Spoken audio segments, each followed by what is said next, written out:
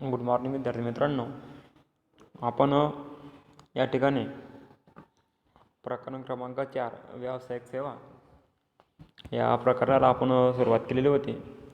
तर या प्रकरणामध्ये आपण सेवा म्हणजे काय ते संकल्पना आपण या प्रकरणामध्ये मागच्या लेक्चरला समजून घेतली. आज आपण नवीन मुद्द्याकडे वळणार आहोत. तो मुद्दा म्हणजे विद्यार्थी मित्रांनो बँक. बघा, अतिशय महत्त्वपूर्ण मुद्दा तो म्हणजे कोणता? बँक. त्याचा अर्थ आपण या ठिकाणी बघूया. बघा, त्यांनी काय सांगितलं आहे, बँक ही आर्थिक संस्था आहे. विद्यार्थी मित्रांनो, या ठिकाणी अतिशय महत्त्वपूर्ण शब्द तो म्हणजे आर्थिक संस्था. म्हणजे काय? जेणेकरून पैशाशी संबंधित चालणारे जे व्यवहार असतात ते जवळपास आर्थिक या शब्दाशी संबंधित असतात. बघा, बँक ही आर्थिक संस्था असून बघा पुढे जी ठेवी आणि इतर संबंधित सेवांचा व्यवहार करत असते. पुढे बघा, बँक पैशाशी किंवा ग्राहकाच्या आर्थिक आवश्यकतांशी संबंधित विविध सेवा या ठिकाणी प्रदान करत असते, सेवा प्रदान करते.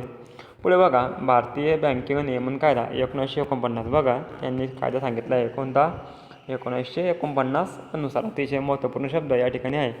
बघा, भारतीय बँकिंग नियमन कायदा 1949 प्रमाणे बँकिंग कंपनी म्हणजे कोणताही कंपनी जी भारतामधील बँकिंगचा व्यवसायाचा या ठिकाणी व्यवहार करत असते. पुढे बघा, बँकिंगची व्याख्या कर्ज देणे किंवा गुंतवणुकीच्या उद्देशाने स्वीकारणे, लोकांकडून पैसे जमा करणे, मागणीवर किंवा अन्यथा परतफेड करणे आणि धनादेश, मसुदा आणि ऑर्डरद्वारे किंवा अन्यथा पैसे काढण्यायोग्य असे परिभाषित केले आहे. बघा, यांनी बँकिंग कायदा 1949. बघा, 1949 अतिशय महत्त्वपूर्ण. भारतीय बँकिंग नियमन कायदा 1949 नुसार बँकिंग म्हणजे कंपनी, कोणतीही कंपनी जी भारतामधील बँकिंगच्या व्यवसायाचा व्यवहार करते. पुढे बघा, बँकिंगची व्याख्या कर्ज देणे किंवा गुंतवणुकीच्या उद्देशाने स्वीकारणे. बघा, बँकिंगची व्याख्या त्यांनी या ठिकाणी समजावून सांगितले आहे. बघा, बँकिंगची व्याख्या कर्ज देणे किंवा गुंतवणुकीच्या उद्देशाने स्वीकारणे, लोकांकडून पैसे जमा करणे, मागणीवर किंवा अन्यथा परतफेड करणे आणि धनादेश, मसुदा आणि ऑर्डरद्वारे किंवा अन्यथा पैसे काढण्यायोग्य असे परिभाषित त्यांनी केलेले आहे. बघा, लोकांकडून पैसे जमा करणे, मागणीवर किंवा अन्यथा परतफेड करणे आणि धनादेश, मसुदा आणि ऑर्डरद्वारे किंवा अन्यथा पैसा काढण्यायोग्य असे परिभाषित त्यांनी केले आहे. नंतर बघा, बँकांचे प्रकार, टाईप ऑफ बँक. बघा, कोणकोणते प्रकार त्यांनी या ठिकाणी सांगितले आहे. बघा, बँकांचे प्रकार, टाईप ऑफ बँक या ठिकाणी आपणास प्रकार बघायचे आहे. बघा, मध्यवर्ती, व्यावसायिक, सहकारी, विकास, विनिमय बँक, प्रादेशिक ग्रामीण बँक, बचत बँक, गुंतवणूक बँक, विशेष बँक. बघा, कोणकोणते सांगितले आहे. बघा, व्यावसायिक, सहकारी, विकास, सेंट्रल, नंतर प्रादेशिक ग्रामीण बँक, बचत बँक, गुंतवणूक बँक. अशा प्रकारे बँकांचे प्रकार या ठिकाणी स्पष्ट केलेले आहे. बघा, आता बघा, बँकांचे प्रकार कोणकोणते प्रकार आहेत त्याचे आपण या ठिकाणी स्पष्टीकरण करूया. बघा, पहिला प्रकार जो आहे मध्यवर्ती बँक. बघा, त्याची या ठिकाणी आपण मध्यवर्ती जी बँक आहे त्याचं या ठिकाणी आपण स्पष्टीकरण करूया. बघा, केंद्रीय बँक. बघा, केंद्रीय बँक ही देशातील बँकिंग क्षेत्रामध्ये सर्वोच्च वित्तीय संस्था आहे. प्रत्येक देशाची स्वतःची मध्यवर्ती बँक असते. भारतीय रिझर्व्ह बँक ऑफ इंडिया ही मध्यवर्ती बँक आहे. बघा, अतिशय महत्त्वपूर्ण शब्द, भारतात reserve bank of India he banking क्षेत्रामधील केंद्रीय बँक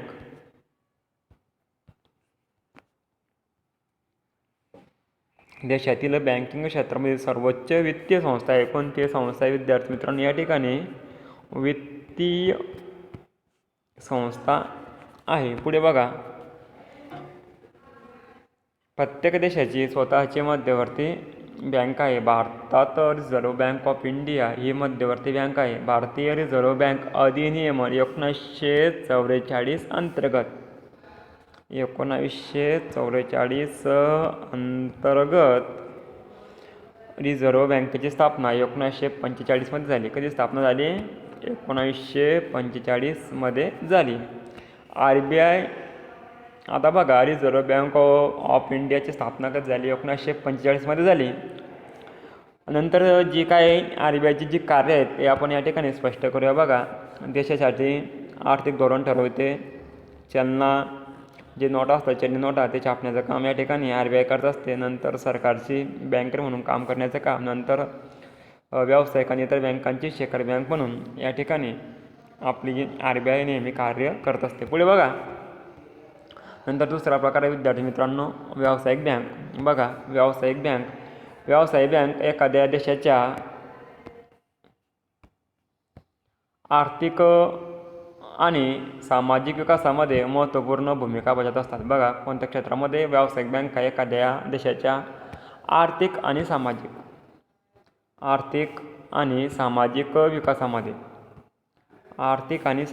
विकासामध्ये महत्त्वपूर्ण काम बजावतात. पुढे बघा, व्यावसायिक बँका महत्त्वाची कामे करतात, जसे प्राथमिक कार्य उदाहरणार्थ ठेवी स्वीकारणे आणि कर्ज देणे, आणि दुय्यम कार्य म्हणजे प्रतिनिधी कार्य आणि उपयोगिता कार्य. भारतामध्ये वाणिज्य बँका या 3 विभागामध्ये विभागल्या गेल्या आहेत. बघा, कोणकोणते सांगितले त्यांनी? एक सार्वजनिक क्षेत्र, बघा, दुसरं खाजगी क्षेत्र, आणि तिसरं परदेशी बँका. अशा 3 क्षेत्रामध्ये या ठिकाणी आपलं व्यावसायिक बँक या ठिकाणी त्याचं विभागीकरण त्या ठिकाणी झालेलं आहे. नंतर बघा, तिसरी जी बँक आहे विद्यार्थी मित्रांनो, सहकारी बँक. एकमेकास सहाय्य करू, अवघे धरू, सुपंथ अशा या सूत्रानुसार या बँकेचे काम सहकारी तत्वावर चाललेले असते. बघा, भारतामध्ये सहकारी बँका भारतीय सहकारी संस्था अधिनियमांतर्गत नोंदणीकृत आहे. कोणत्या? की भारतीय सहकारी संस्था अधिनियमांतर्गत नोंदणीकृत आहे आणि बँकिंग नियमन कायद्यांतर्गत नियमित आहेत. सहकारी बँका आता निमशहरी ग्रामीण भागामध्ये लोकप्रिय आहेत. सहकारी बँकेचे मुख्य उद्दिष्ट आर्थिकदृष्ट्या मागासलेले लोक, शेतकरी आणि लघु उद्योगांना पतपुरवठा करणे. कोणकोणत्या क्षेत्रांमध्ये पतपुरवठा करत असते? आर्थिकदृष्ट्या मागासलेले शेतकरी आणि लघु उद्योग म्हणजे काय? ग्रामीण भागामध्ये जे उद्योग, जे शेती या व्यवसायावर जे उद्योग, परंपरागत उद्योग आधारले असतात ग्रामीण भागामध्ये, अशा उद्योगांना आपण लघु उद्योग म्हणत असतात. तर साहजिकच आर्थिकदृष्ट्या मागासलेले लोक, शेतकरी आणि लघु उद्योगांना जेणेकरून पतपुरवठा होईल अशा क्षेत्रांना हे कर्ज पुरवण्याचं काम या ठिकाणी या बँका नेहमी करत असतात. पुढे बघा, त्यामध्ये त्यांनी प्रकार सांगितलेले आहे. त्यामध्ये बघा, प्राथमिक पतसंस्था. त्यामध्ये बघा, प्राथमिक पतसंस्था ग्रामीण स्तरावर काम करत असतात. बघा, कोणत्या स्तरावर? ग्रामीण स्तरावर. त्यातला पहिला प्रकार आहे विद्यार्थी मित्रांनो, प्राथमिक पतसंस्था. त्यामध्ये कोणत्या ठिकाणी त्या काम करत असतात? तर जेणेकरून ग्रामीण स्तरावर. अतिशय महत्त्वपूर्ण शब्द, ग्रामीण स्तरावर. नंतर बघा, जिल्हा मध्यवर्ती सहकारी बँक. आता बघा, JDCC या बँका जिल्हा स्तरावर कार्यरत असतात. या बँका जिल्हा पातळीवर लोकांकडून ठेवी घेतात आणि कर्ज देण्याचे काम करण्याच्या उद्देशाने राज्य सहकारी बँकेकडून सुद्धा त्या ठिकाणी निधी मिळवण्याचे काम त्या ठिकाणी करत असतात. नंतर राज्य सहकारी बँक. बघा, त्यामध्ये त्यांनी 3 प्रकार विषद केलेले आहेत. प्राथमिक पतसंस्था असेल, नंतर जिल्हा मध्यवर्ती सहकारी बँक असेल आणि राज्य सहकारी बँक असेल. अशा 3 प्रकार त्यांनी वर्गीकरण या बँकांचे केलेले आहे. बघा, राज्य सहकारी बँक ही बँक राज्य स्तरावर कार्यरत असते. आवश्यकतेनुसार ती जिल्हा सहकारी बँक आणि प्राथमिक पतसंस्थांना निधी प्रदान करत असतात. राज्य सहकारी बँक ही जिल्हा बँक व पतसहकारी संस्था यांच्यावर देखरेखीचे कामही करत असते. नंतर पुढचा प्रकार विद्यार्थी मित्रांनो, तो म्हणजे औद्योगिक विकास बँक. बघा, औद्योगिक विकास बँका व्यावसायिक संस्थांना मध्यम आणि दीर्घ मुदतीचे निधी प्रदान करत असतात. कोणत्या प्रकारचे? व्यावसायिक संस्थांना मध्यम आणि दीर्घ मुदतीची निधी म्हणजे अमाऊंट, रक्कम त्या ठिकाणी देत असतात. पुढे बघा, IFCI, महाराष्ट्र राज्य वित्तीय महामंडळ इत्यादी विकास बँकेची उदाहरणे आहेत. नंतर बघा, विकास बँकांची कामे. बघा, कोणकोणत्या प्रकारे विकास बँक त्या ठिकाणी कार्यरत असतात, कोणत्या ठिकाणी ते काम सर्व देत असतात. बघा, विस्तार आणि आधुनिकीकरणाच्या उद्देशाने व्यवसाय संस्थांना मध्यम आणि दीर्घकालीन निधीची तरतूद, सार्वजनिक मर्यादित कंपन्यांनी जारी केलेल्या समभागांची खरेदी. आता बघा, सार्वजनिक मर्यादित कंपन्यांनी जारी केलेल्या समभागांची खरेदी. आता जे वेगवेगळ्या प्रकारचे भाग असतात ते भाग या ठिकाणी ह्या विकास बँका भागांची खरेदी करत असतात. नंतर बघा, कर्जरोखे आणि बंधपत्र. विविध प्रकारचे कर्जरोखे असतील. कर्जरोखे म्हणजे काय विद्यार्थी मित्रांनो, या ठिकाणी अतिशय महत्त्वपूर्ण शब्द. कर्जरोखे म्हणजे एक कर्ज घेण्याचा एक पुरावा असतो आणि बंधपत्र एक प्रकारचे जेणेकरून समोरचा व्यक्ती आपणास कायमस्वरूपी कर्ज देईल याची एक पुरावा, त्याला आपण बंधपत्र म्हणत असतो. तर त्यांची खरेदी करण्याचं काम या बँका करत असतात. पुढे बघा, विनिमय बँका परकीय व्यापार व्यवहाराला वित्त पुरवतात. तसेच मोठ्या व्यापारी बँका परकीय चलन व्यवहार सुलभ करत असतात. विनिमय बँकांचे बार्क्लेज बँक, बँक ऑफ टोकियो इत्यादी उदाहरणे आहे. बघा, कोणकोणते उदाहरणे या ठिकाणी विनिमय बँकांचे करता येतील.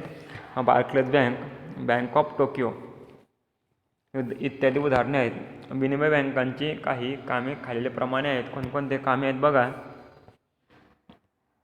परदेशी व्यापार व्यवहारांना पतपत्र देणे, विनिमय बिलाची सूट, लाभांश, व्याज आणि नफा इत्यादी कामे या बँका करत असतात. कोणकोणत्या? परदेशी व्यापार व्यवहारांना वित्तपुरवठा, पतपत्र देणे, विनिमय बिलाची सूट, लाभांश, व्याज आणि नफा एक्सेट्रा. नंतर बघा, प्रादेशिक ग्रामीण बँक. बघा, प्रादेशिक ग्रामीण बँका या ठिकाणी 1975मध्ये या ठिकाणी स्थापन करण्यात आला. या बँका मोठ्या सार्वजनिक क्षेत्रामधील बँकांद्वारे प्रायोजित केल्या जात असतात. प्रादेशिक ग्रामीण बँकांच्या भांडवलामध्ये केंद्र सरकार 50%, राज्य सरकार 15% आणि प्रायोजित बँकांनी 35% योगदान दिलेले आहे. प्रादेशिक ग्रामीण बँका प्रामुख्याने आता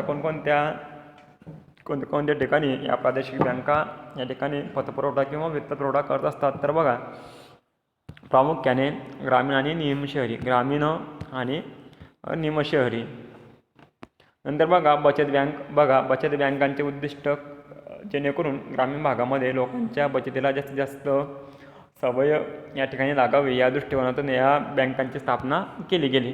नंतर बघा, गुंतवणूक बँक. या बँका त्यांच्या ग्राहकांना आर्थिक आणि सल्लागार या ठिकाणी सहाय्य करत असतात. त्यांच्या ग्राहकांमध्ये सामान्यतः व्यवसाय संस्था आणि सरकारी संस्था समाविष्ट असतात. गुंतवणूक बँका संशोधन करून आणि गुंतवणुकीच्या निर्णयाबद्दल सल्ला देऊन विलिनीकरण आणि अधिग्रहणाची सुविधा देत असतात. साधारणतः गुंतवणूक बँका सामान्य लोकांशी थेट व्यवहार करत नाही. तर बघा, विशिष्ट बँका. कोणकोणते विशिष्ट बँका आहेत बघा. त्यामध्ये निर्यात आणि आयात bank, export and import banking. बघा, ही बँक निर्यातदार आणि आयातदारांना, कोणकोणत्या बँकांना? निर्यातदार आणि आयातदार बँकांना आर्थिक सहाय्य करत असतात आणि देशाच्या आंतरराष्ट्रीय व्यापाराला चालना देण्यासाठी आर्थिक निर्यातीसाठी वस्तू व सेवांचा वित्तपुरवठा करणाऱ्या संस्थांच्या कामकाजाचे समन्वय साधण्यासाठी प्रमुख वित्तीय संस्था म्हणून कार्य करत असतात. नंतर बघा, त्यामध्ये दुसरा प्रकार आहे विद्यार्थी मित्रांनो, भारतीय लघु उद्योग विकास बँक. बघा, लघु उद्योग विकास बँक याची स्थापना 2 एप्रिल 1990 रोजी भारतामधील संसदेच्या अधिनियमाद्वारे स्थापन केलेली सूक्ष्म. बघा, कोणकोणत्या ठिकाणी कार्य करत असते? सूक्ष्म. नंतर त्या ठिकाणी लघु व मध्यम उद्यम क्षेत्राच्या जाहिरात, वित्तपुरवठा आणि विकासासाठी मुख्य वित्तीय संस्था म्हणून काम करत असतात. तसेच तत्सम कार्यात गुंतलेल्या संस्थांच्या कार्य समन्वयासाठी प्रयत्न करत असतात. नंतर बघा, राष्ट्रीय कृषी व ग्रामीण विकास बँक, नाबार्ड. बघा, कृषी व ग्रामीण क्षेत्राला वित्तपुरवठा करण्यासाठी ही एक सर्वोच्च संस्था आहे. राष्ट्रीय कृषी व ग्रामीण विकास बँक प्रादेशिक ग्रामीण बँकांतर्गत अल्पमुदतीची आणि दीर्घ मुदतीची पतपुरवठा करत असते. बघा, अल्पमुदत आणि दीर्घ मुदत. अल्पमुदत कमी कालावधीसाठी आणि दीर्घ मुदत जास्त कालावधीसाठी असे 2 प्रकार असतात. त्या अंतर्गत पतपुरवठा या ठिकाणी संस्था हे बँक या ठिकाणी करत असते. पुढे बघा, हे धोरण ग्रामीण नियोजन आणि ग्रामीण भारतामधील कृषी, पत आणि इतर कामासाठी सुद्धा समाविष्ट असतात.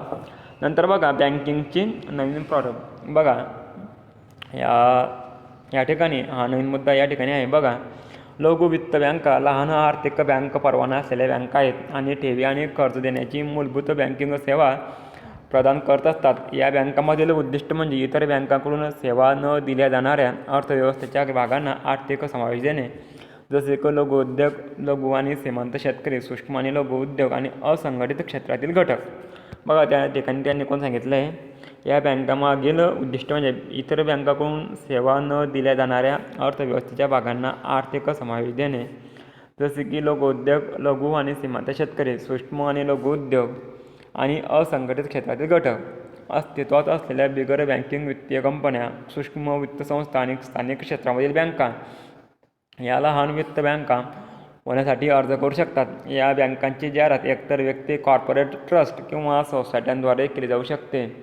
कंपन्या कायदा 2013 प्रमाणे खाजगी क्षेत्रामध्ये सार्वजनिक मर्यादित कंपन्या म्हणून त्यांची स्थापना केली गेली.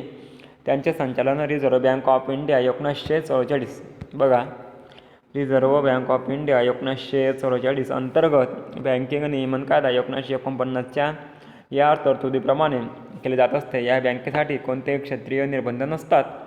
पुढे बघा, ग्रामीण आणि निमशहरी बचतीला चालना देण्यासाठी या संस्थांना यंत्रणा उपलब्ध करून देणे आणि स्थानिक क्षेत्रामध्ये व्यवहार्य आर्थिक उपक्रमासाठी पतपुरवठा करण्याच्या दोन्ही उद्देशाने त्याची स्थापना केली गेली. नंतर बघा, लघु वित्त बँकाची उद्दिष्ट कोणकोणत्या प्रकार आहे बघा. लोकसंख्येच्या संरक्षित व अधोरेखित विभागांसाठी बचतीची तरतूद, 2 छोट्या उद्योगांना, लहान आणि सीमांत शेतकरी, सूक्ष्म आणि लघु उद्योग आणि इतर असंघटित क्षेत्रे असतील यांच्यासाठी पतपुरवठा करण्याचे काम लघु वित्त बँका या ठिकाणी करत असतात. नंतर बघा, पेमेंट बँक बघा, हे बँकिंगचा एक नवीन प्रारूप किंवा एक प्रकार आहे. नंतर बघा, रिझर्व्ह बँक ऑफ इंडियाने याची संकल्पना या ठिकाणी आखलेली आहे बघा. लहान व्यवसायाला आणि कमी उत्पन्न असणाऱ्या लोकांना आर्थिक सेवा देण्याचे काम या ठिकाणी पेमेंट बँक या ठिकाणी करत असते. ही तर कोणत्याही बँकेसारखेच आहे, कारण बहुतेक बँकिंग जसे की remittance services, mobile banking, ATM cards, net banking इत्यादी अंमलात आणू शकतात, परंतु कर्ज आणि क्रेडिट कार्ड देण्याची परवानगी नाही. त्याचप्रमाणे ते फक्त 1 लाख रुपयापर्यंतची मागणी ठेवी स्वीकारू शकते. Indian post payment bank, Airtel payment bank इत्यादी आजपर्यंतच्या सक्रिय पेमेंट बँकांची उदाहरणे आहेत बघा. कोणकोणती उदाहरणे आहेत? Indian post payment bank, Airtel payment bank इत्यादी आजपर्यंतच्या सक्रिय पेमेंटचे या ठिकाणी त्यांनी उदाहरण दिले आहे बघा. विद्यार्थी मित्रांनो, या ठिकाणी अतिशय महत्त्वपूर्ण शब्द, जेणेकरून रिझर्व्ह बँक ऑफ इंडियाने याची संकल्पना या ठिकाणी आणलेली आहे. कोणी आणलेली आहे? रिझर्व्ह बँक ऑफ इंडियाने बघा. लहान व्यवसाय आणि कमी उत्पन्न असणाऱ्या लोकांना, कोणकोणते? लहान व्यवसाय आणि कमी उत्पन्न असणाऱ्या लोकांना आर्थिक सेवा देण्याचे मुख्य उद्दिष्ट असते. पुढे बघा, ही इतर कोणत्याही बँकेसारखेच आहे, कारण बहुतेक बँकिंग कामे जसे की remittance services, mobile banking, ATM cards, net banking इत्यादी अंमलात आणू शकतात, परंतु